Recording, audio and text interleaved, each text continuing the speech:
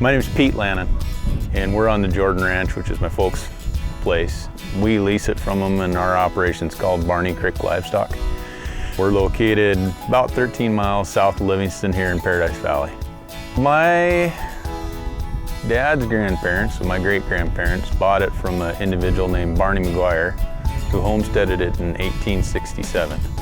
They bought the place in 1900, and then my dad's folks bought the place from his grandparents, and then my dad bought the place towards the end of the 50s, and he's been operating it ever since. Well, several years ago, he called me and said, hey, if you want the ranch to keep going, you need to figure out a way to make this work. And so that's kind of the impetus behind what we're doing with the NRCS.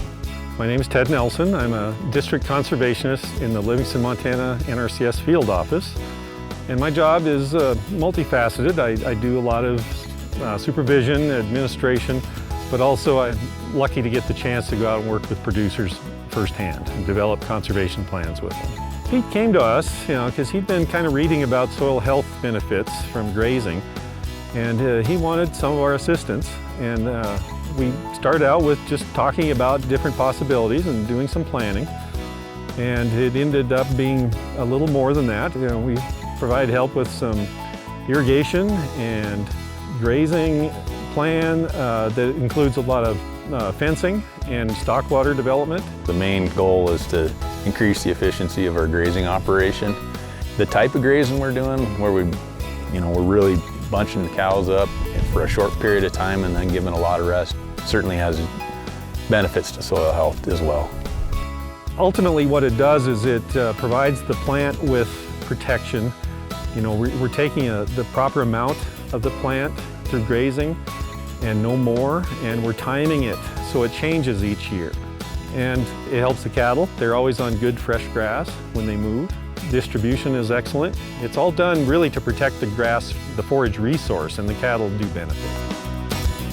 So before we were using flood irrigation on the portion of the ranch, and only that portion of the ranch comes from that water source, but the water right goes to the whole ranch, and then pumping for our pivots and our sprinklers. And so by putting in the gravity flow pipeline, we're able to irrigate for almost the whole season off of gravity flow, which saves quite a bit of energy.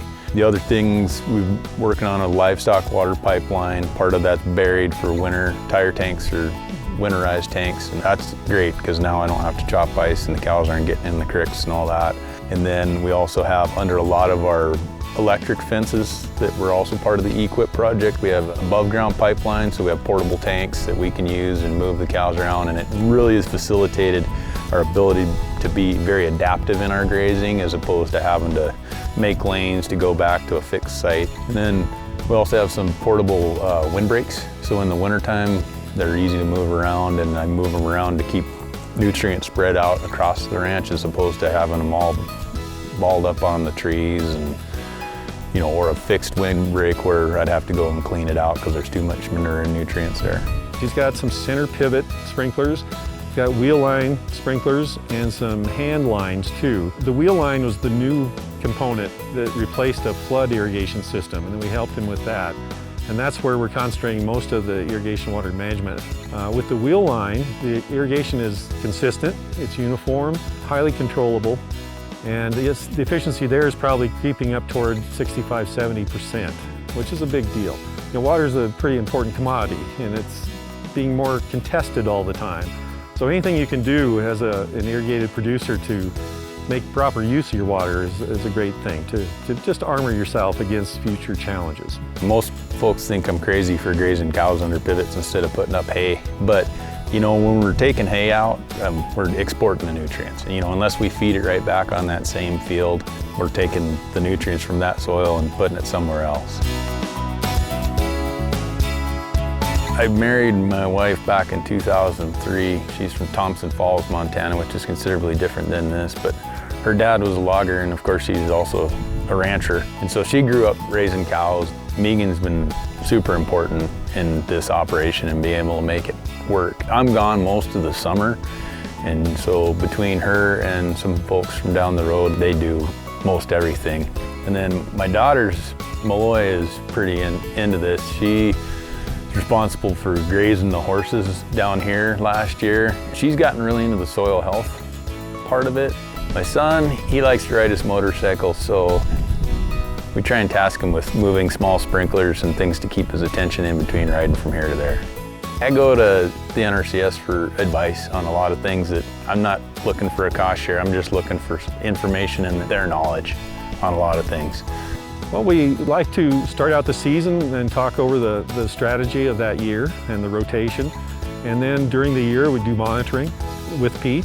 And then at the end of the year, review everything again that's happened. Being a beginner farmer rancher, really, the things that we've done we wouldn't have been able to do without the NRCS's equip program.